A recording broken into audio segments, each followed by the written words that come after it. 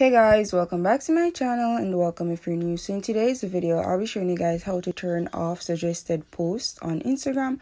So let's get started. So the first thing you actually want to do is to launch Instagram, and once Instagram is open, you want to ensure that you're on the home section.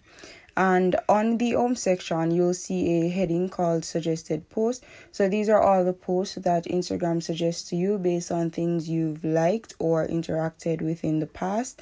And you will always see suggested posts because there isn't a button to turn it off and on.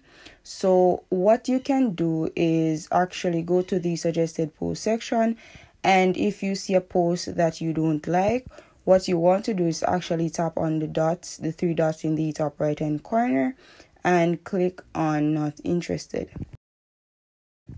So this pretty much hides a particular content from a creator that you don't want to be suggested to you, and that's pretty much the only way you could go about turning off suggested posts.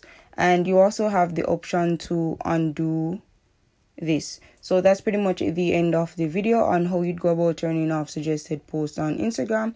So if you guys found this video useful, or if you liked this video, please like, share, comment, and subscribe. Also, please turn on your post notification so you'll be notified whenever I upload videos. Thank you guys so much for watching.